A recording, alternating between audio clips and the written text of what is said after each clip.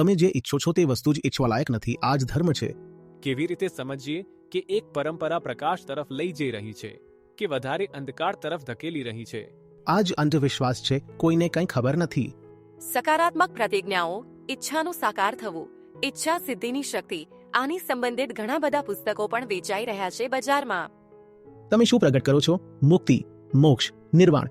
તમે જ્યારે કહો છો કે હું આ કરીશ તો જે ઈચ્છીશ તે મેળવી લઈશ, તમે ઈચ્છો છો શું? પહેલો પ્રશ્ન આ છે. લોભી માણસ વિચારશે કે મને વધુ પૈસા મળી જાય, મેનિફેસ્ટ કરી રહ્યો છે. જવાન માણસ વિચારશે કે છોકરી મળી જાય, તે આંખ બંધ કરીને મેનિફેસ્ટ કરી રહ્યો છે. આ નથી થતું કે પહેલા તો એકદમ સડેલી કોઈ વસ્તુ ઈચ્છીશું અને પછી તેને મેળવવા માટે લાગી પડીશું. ક્યારે? સેલ્ફ હેલ્પ, મોટિવેશન, મેનિફેસ્ટેશન, બાબાજી, લોકધર્મ, જંતર મંતર, ફલાણા ટોટકા. આજ તો અંધવિશ્વાસ છે કે ચાલી રહ્યું છે તો ઠીક જ હશે.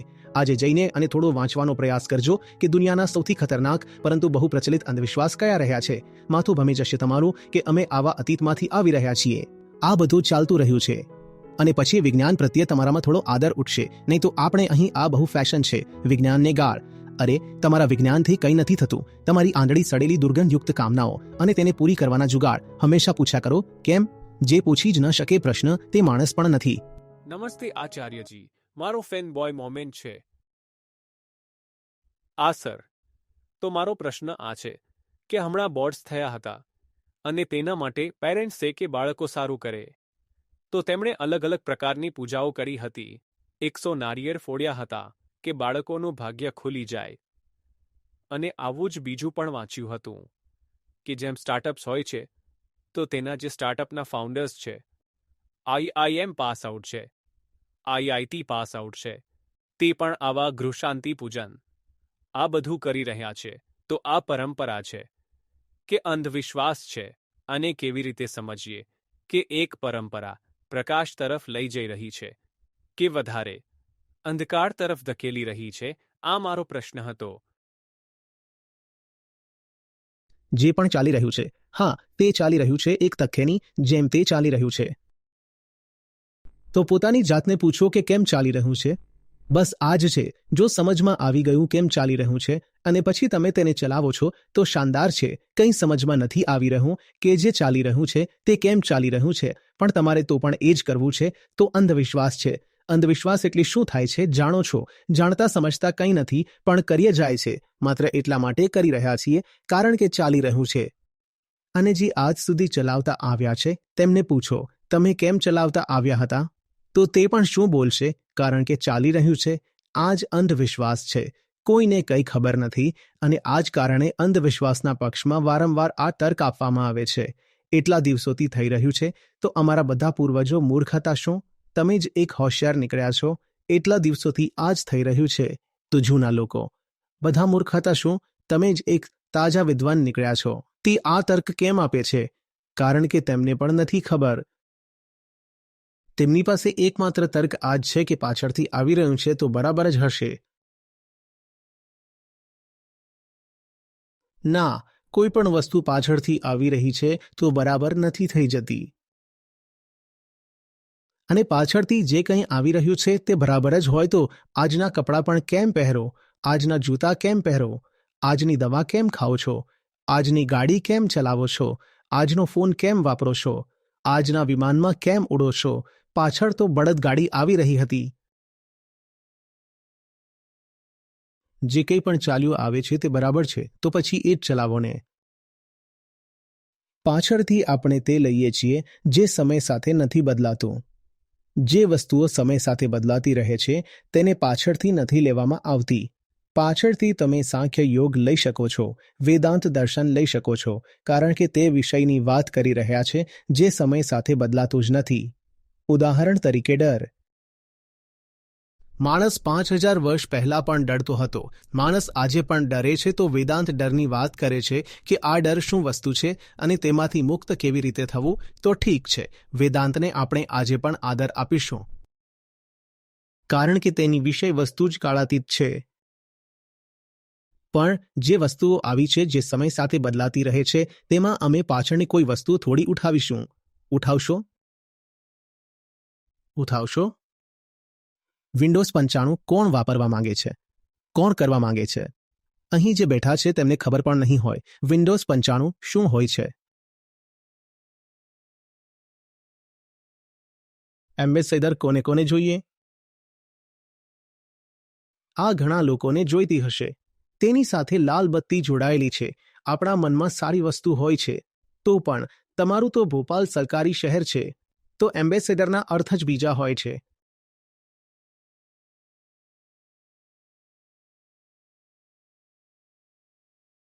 પાછળથી માત્ર તે લેવું જે ક્યારેય પાછળ નથી છૂટી શકતું. તે શું છે? સત્ય.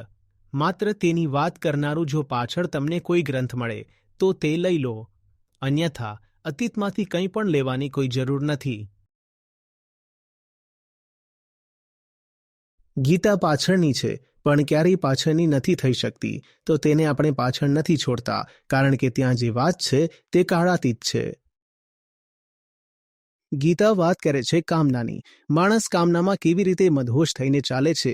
કામના પહેલા પણ હતી, કામના આજે પણ છે, કામના 500 વર્ષ પછી પણ હશે. તો ગીતા ક્યારેય જૂની નથી પડી શકતી. ગીતાને આપણે પાછળ નથી છોડતા. પણ તમે બોલો, ના મને સ્નીકર્સની જગ્યાએ ખડાઉ પહેરવી છે, તો ના સાહેબ, આ તો તમે બધું પાછળ જ પાછળ છોડવું છે. તો વેક્સિન કેમ લગાવો છો? કોવિડવાળી વેક્સિનની વાત નથી કરી રહ્યો હું. ટિટનેસ, સ્મોલ પોક્સ, ડાયરિયા, ડિપ્થીરિયા, આ બધું કેમ કરાવો છો? બાળકને ટીકા કેમ લગાવો છો? પહેલાં તો નહોતા લાગતા. અને જૂનું બધું સારું છે. તેના પક્ષમાં મોટો એક અશિક્ષિત જેવો તર્ક આ આવે છે. જૂના લોકો 8 થી 8 ફીટના હોય છે, અને જૂના લોકો ખૂબ લાંબુ જીવતા હતા. થોડું જઈને રિસર્ચ કરો, ડેટા કાઢો કે પહેલા સરેરાશ આયુષ્ય કેટલું હતું, સરેરાશ ઉંમર કેટલી હતી, બધું ખબર પડી જશે. વિશ્વની વસ્તી લગભગ 5000 વર્ષો સુધી વધી જ નથી, કારણ કે લોકો જીવતા જ નહોતા. આ હાલત હતી પહેલા. હમણાં ગૂગલ કરો અને હિસ્ટોરિકલ કર્વ કાઢો વર્લ્ડ પોપ્યુલેશનનો. તમને લાગશે તે લગભગ ચપટું છે. સમગ્ર વસ્તી વધી છે છેલ્લા 100 વર્ષોમાં, અને તેથી વધી છે કારણ કે મેડિકલ સાયન્સ આવી ગયું, તો આપણે જીવવાનું શરૂ કરી દીધું. નહીં તો વિશ્વની વસ્તી આવી હતી, અને તે બીમારીઓ હતી જેનું નામ હવે તમારી સામે લો તો તમે બોલો છો આ બીમારી તો આઉટ ઓફ ફેશન છે. પ્લેગ, પોલિયો, તેનાથી મરતા હતા લોકો. Cholera, TB. આજે કોણ કોલેરા, ટીબીથી મરી રહ્યો છે? આજે કોણ પ્લેગથી મરી રહ્યો છે? પણ બ્લેક પ્લેગે યુરોપની 1/3 વધુ વસ્તી સાફ કરી દીધી હતી. તો દુનિયાની પોપ્યુલેશનનો જે તમે કર્વ જોશો ને, તેમાં બ્લેક પ્લેગના સમયે તમને એક ડીપ દેખાશે. તેથી કારણ કે યુરોપ સાફ થઈ ગયું હતું પૂરું. તે પ્લેગ જેમાંથી આજે કોઈ નથી મળતું, તો કહો બધું સારું જ સારું હતું પાછળ. બોલો, પાછળ તમે કેમ સાંભળો છો? તમે જૂના લોકોને સાંભળો, ફલાણાના 8 ભાઈ બહેન છે, આવું જ સાંભળવા મળે છે ને. એટલા બાળકો કેમ હોય છે? થોડું દિમાગ લગાવ્યા કરો. પાછળ તો બધું સારું જ સારું હતું. એટલા બાળકો તેથી હોય છે કારણ કે જીવતા જ ન બચતા, તો તેથી સ્ત્રી સતત બાળકો જ પેદા કરતી રહેતી હતી. 8 થી 10 પેદા થશે તો 2-3 જીવશે.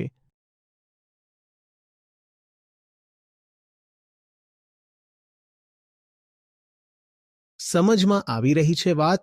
આ સારું જ સારું નહોતું, અને ખરાબ જ ખરાબ પણ નહોતું. બધું ખરાબ જ ખરાબ હોત તો આપણે વિજ્ઞાન, ગણિત, નાટ્યશાસ્ત્ર, દર્શન, સાહિત્ય, આ બધાના અને એટલા તમને સારા ભવન મળે છે, મંદિર મળે છે, અને શિલ્પકળાના એટલા ઉત્કૃષ્ટ તમને નમૂના મળે છે. આ બધું ક્યાંથી મળી જાય? તો પાછળ. ના બધું સારું સારું હતું, અને ના જ બધું ખરાબ ખરાબ હતું. સારું ખરાબ દરેક કાળમાં હોય છે. સારા અને ખરાબ લોકો દરેક સમયે હોય છે. આજે પણ દુનિયામાં બધા લોકો ખરાબ જ ખરાબ છે? નહીં, બધા સારા જ સારા છે? નહીં. તો જે કામનો છે તે અતીતમાંથી લઈશું. ફાલતુ, તેથી કે પાછળ ચાલી રહ્યું હતું તો આજે પણ ચલાવવું છે, આ નહીં કરીશું.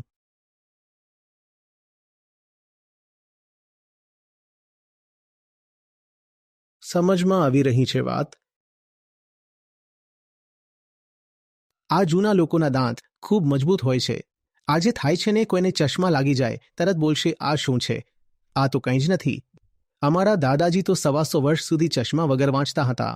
તે એટલે વાંચી લેતા હતા કે તેમને વાંચતા આવડતું જ નહોતું.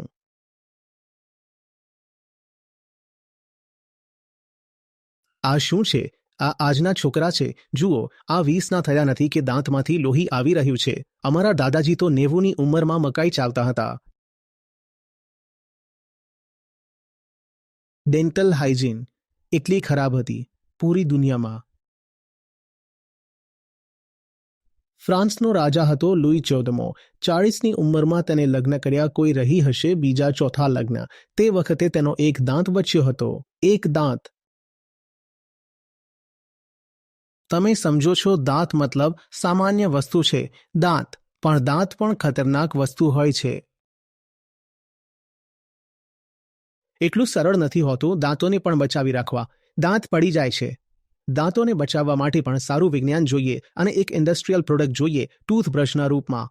લોકો કહેશે દાંતણ દાંતણ દાંતણ, નથી ચાલતું ભાઈ કામ. ઠીક છે, જેમની પાસે બ્રશ નથી દાંતણ કરી લો, પણ કામ નહીં ચાલી જાય. અને દાંત તમારી પાચન પ્રક્રિયાનો પહેલો ભાગ છે. દાંત જ નથી તો શું પચાવશો? અને કંઈ પચાવશો નહીં તો જીવશો કેવી રીતે? આ બધું વિચારો કે પહેલા લાંબુ જીવતા હતા અને આવું થતું હતું તેવું થતું હતું. આંકડા જોયા કરો. લાંબા લોકો હોય છે તેના પણ પુરાવા મળે છે. સારી રીતે કે દુનિયામાં શું સરેરાશ કદ હતું લોકોનું તે પણ મળી જાય છે.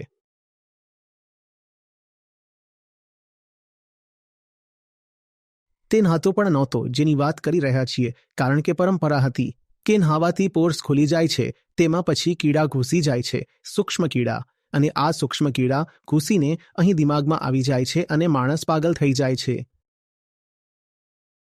આ ભારતીય નથી, આ ફ્રેન્ચ પરંપરા છે, પણ આવી જ દરેક જગ્યાએ હતી. આ જ તો અંધવિશ્વાસ છે કે ચાલી રહ્યો છે તો ઠીક જ હશે.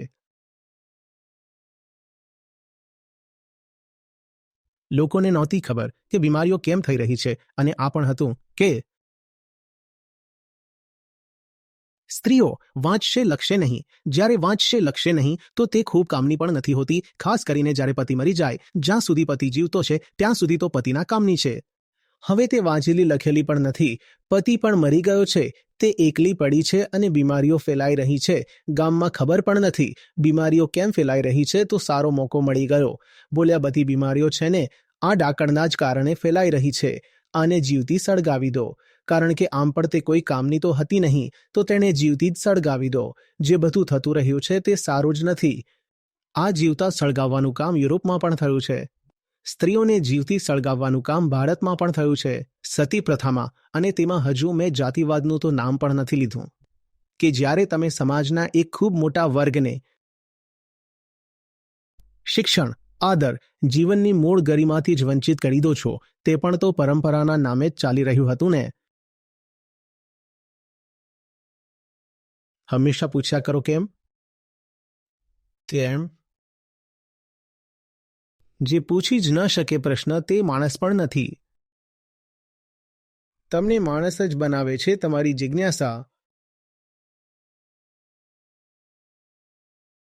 આજે જઈને અને થોડું વાંચવાનો પ્રયાસ કરજો કે દુનિયાના સૌથી ખતરનાક પરંતુ બહુ પ્રચલિત અંધવિશ્વાસ કયા રહ્યા છે. માથું ભમી જશે તમારું કે આપણે આવા અતીતમાંથી આવી રહ્યા છીએ. આ બધું ચાલતું રહ્યું છે અને પછી વિજ્ઞાન પ્રત્યે તમારામાં થોડો આદર ઉઠશે. નહીં તો આપણે ત્યાં આ બહુ ફેશન છે, વિજ્ઞાનને ગાળ આપો. અરે તમારા સાયન્સથી કંઈ નથી થતું. સાયન્સથી કંઈ નથી થતું. બધું તો તમે સાયન્સના જ કારણે તો મેળવ્યું છે. એક એક શ્વાસ તમારો સાયન્સથી જ ચાલી રહ્યો છે.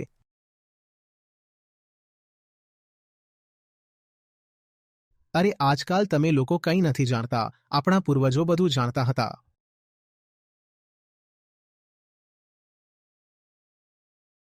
પૂર્વજોમાં જે શ્રેષ્ઠ હતા, જે અગ્રણી હતા, આપણે તેમને નમન કરીએ છીએ. અને તેમણે અમને જે પ્રેમની ભેટ આપી છે તેમના ઉપહારને અમે માથું નમાવીને સ્વીકાર કરીએ છીએ અને હંમેશા આભારી રહીશું તેમના. પણ તેનો અર્થ એ નથી કે અતીતમાં જે કંઈ કૂડો કચરો પણ હતો અમે તેનો પણ સ્વીકાર કરી લઈશું. આવી રહી છે વાત સમજમાં કે બસ એ જ કરવું છે કે જઈને તેલ ચઢાવવું છે.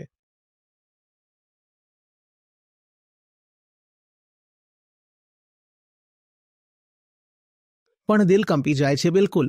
આવી કોઈ વસ્તુને છોડતી વખતે ક્યાંક કંઈ અનિષ્ટ ન ઘટી જાય. સૌથી મોટું અનિષ્ટ ત્યારે ઘટે છે જ્યારે તમે પોતાની ચેતનાને, પોતાની જિજ્ઞાસાને મારી દો છો. તેનાથી મોટું અનિષ્ટ બીજું નથી.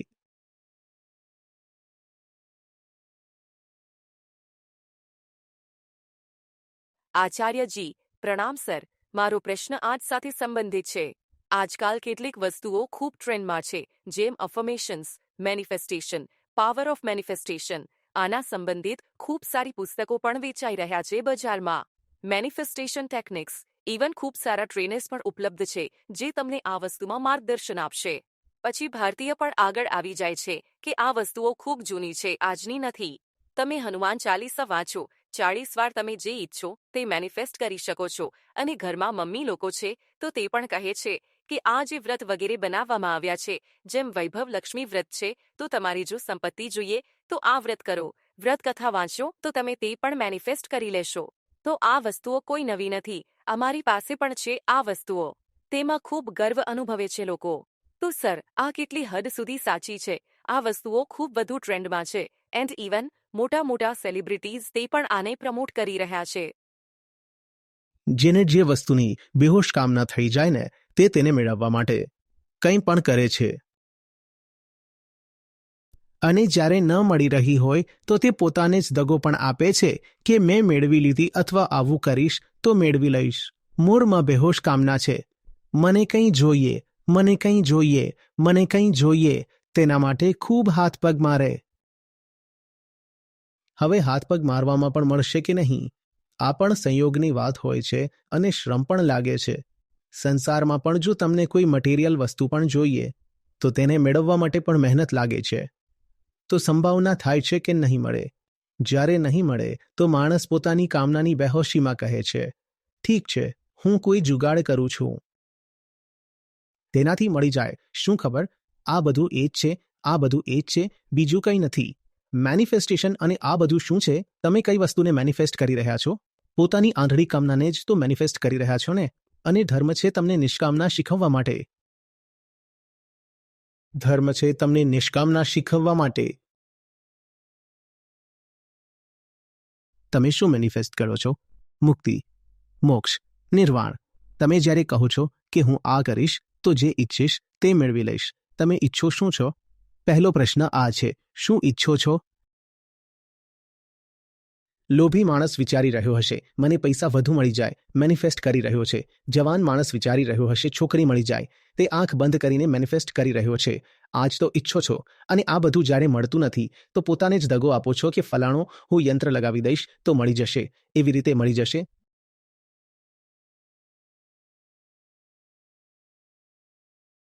ધર્મ આ પૂરી બેવકૂફીને પહેલા જ પગલે સમાપ્ત કરી દે છે.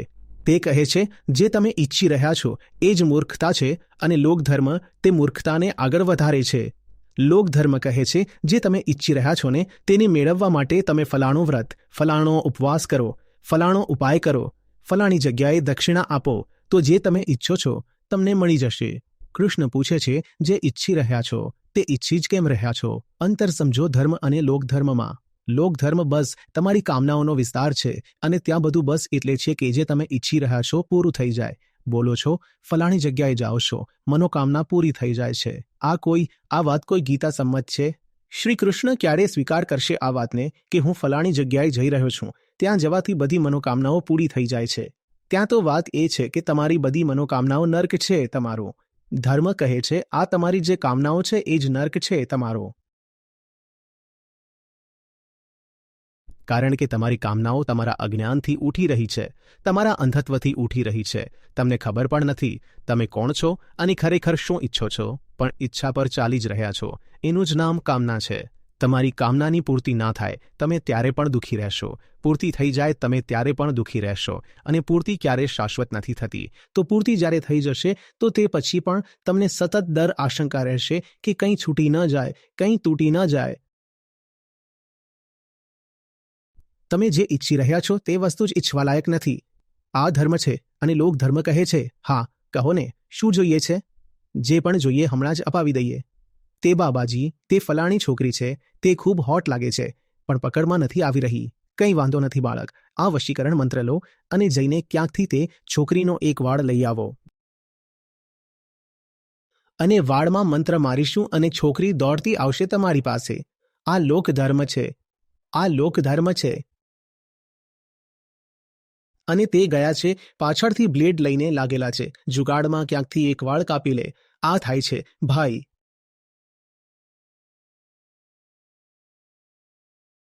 તેનો કાંસકો ચોરી રહ્યા છે કે તેમાં વાળ. રાતે ચોરી થઈ હતી. ચોર બીજું કંઈ નથી લઈ ગયો, બસ કાંસકો લઈ ગયો છે.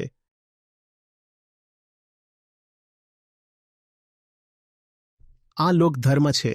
તમારી આંધળી, સડેલી, દુર્ગંધયુક્ત કામનાઓ અને તેને પૂરી કરવાના જુગાડ. ફલાણો મંત્ર મારો તો પુત્ર રત્નની પ્રાપ્તિ થશે. જોઈએ કેમ, જોઈએ કેમ.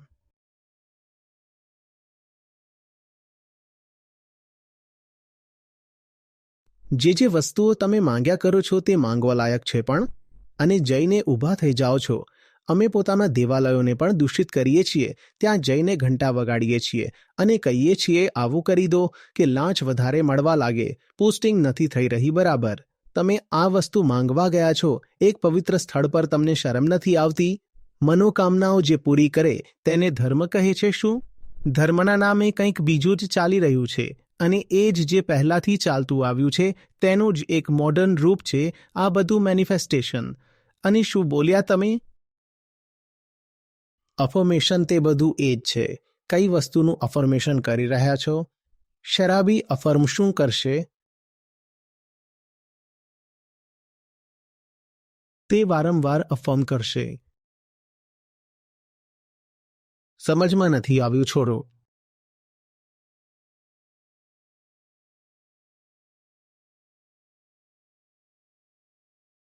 પહેલી વસ્તુ આ શીખવાની હોય છે કે ઈચ્છવા લાયક શું છે. પ્રેમનો પહેલો પાઠ અને પછી કહેવામાં આવે છે, જે તમે લોકો પોતાના પોસ્ટર્સમાં લખો છો ઘણીવાર, ઈચ્છ્યું તેને જે ઈચ્છવા લાયક હતું, હવે કોણ પરવા કરે મળ્યું કે નહીં. આ હોય છે નિષ્કામ પ્રેમ. આ નથી થતું કે પહેલાં તો એકદમ સડેલી કોઈ વસ્તુ ઈચ્છીશું અને પછી તેને મેળવવા માટે લાગી પડીશું. ક્યારે સેલ્ફ હેલ્પ, મોટિવેશન, મેનિફેસ્ટેશન, બાબાજી, લોકધર્મ, જંતર મંતર, ફલાણા ટોટકા, આ બધું લોકધર્મ છે અને બિલકુલ મૂર્ખતા છે. એમ જ નથી કોઈ વસ્તુને ઈચ્છતા. જીવનનો અર્થ થાય છે ફાલતુ વસ્તુઓ ઈચ્છીશું નહીં અને ખૂબ ખૂબ ઊંડાણથી તપાસ અને પરખ કરીને જે એક ઈચ્છવા લાયક છે તેના પર દિલ આવવું જોઈએ અને પછી હલીશું નહીં. અને ના પરવા કરીશું કે હવે આગળ શું થાય છે. આ ધર્મ હોય છે અસલી. મામેકમ શરણમ વ્રજ. 100 કામનાઓ નહીં, એક. મામ એકમ. એક છે, બસ એક. તેને જ ઈચ્છીએ છીએ. સમજી રહ્યા છો વાત? નારિયેળ ફોડવાથી અજ્ઞાન ફોડો.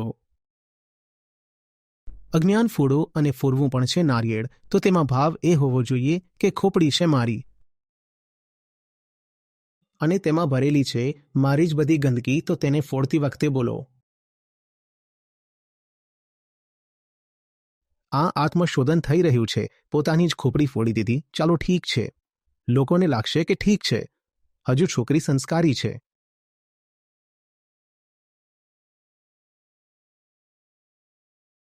બધાને નમસ્કાર. મારું નામ આકાંક્ષા મહાજન છે અને હું એક શિક્ષિકા છું. આચાર્યજી સાથે હું 3 વર્ષ પહેલા જોડાઈ. તે પહેલા તેમને યુટ્યુબ પર સાંભળતી હતી, પર જ્યારે મારા લગ્ન થયા તો તે પછી જીવનમાં એક ખૂબ મોટું પરિવર્તન આવ્યું. લગ્ન પહેલા હંમેશા એક ફ્રી બર્ડની જેમ જીવી. ક્યારેય કોઈ રેસ્ટ્રિક્શન નહીં, કંઈ નહીં. લગ્ન પછી લાગ્યું કે જીવન બદલાઈ ગયું. તે વખતે જ્યારે આચાર્યજી જીવનમાં આવ્યા તો મને ક્લેરિટી મળી. મને સાચે જ સમજમાં આવ્યું કે પ્રેમનો અર્થ શું થાય, અસલી સંબંધો શું હોય, અસલી સંબંધોનો પાયો શું હોવો જોઈએ. હું વિચારતી હતી કે હું ખૂબ એક સ્પિરિચ્યુઅલ માણસ છું, પણ સત્રો સાથે જોડાયા પછી મને ખબર પડી કે સ્પિરિચ્યુઆલિટીનો અસલી અર્થ શું થાય છે. બધા પ્રશ્નોના જવાબ મને સત્રો સાથે જોડાયા પછી મળ્યા.